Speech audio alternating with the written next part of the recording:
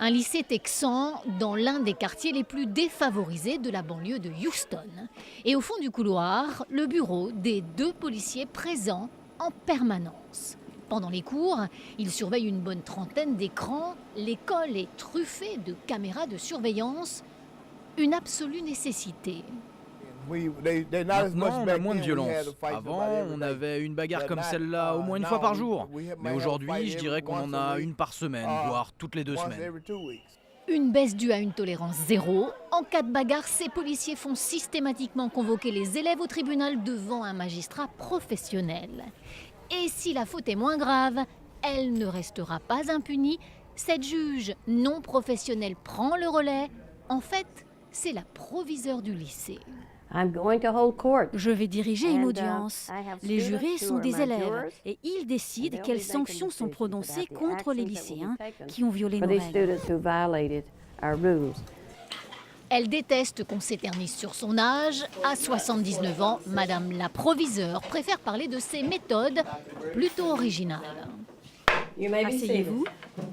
Une fois par semaine, les absences répétées, les insultes aux professeurs ou encore le non-respect du code vestimentaire sont jugés. Et ce sont les élèves les plus méritants qui s'adressent aux fauteurs de troubles.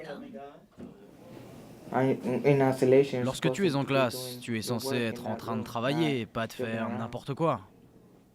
Ces 2 élèves sèchent trop de cours, elles sont condamnées à écrire une dissertation et seront plus particulièrement surveillées par les professeurs pendant les 2 semaines suivantes. Je vais essayer de travailler sur moi-même pour m'améliorer et placer mon éducation avant tout le reste. Ça marche parce que ça finit par changer leur comportement. Avant, on les renvoyait du cours. Ils adoraient ça en fait. Quand je suis arrivée, on les expédiait chez eux pour 3 jours. Ça leur allait très bien. On ne fait plus ça du tout.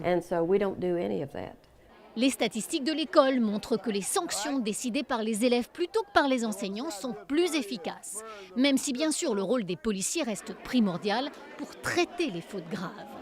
Et Madame la proviseure est surtout fière d'une chose, avoir fait baisser le nombre de lycéens quittant le système. On n'a plus de décrocheurs. Seulement 1% de nos élèves s'en vont en cours de route.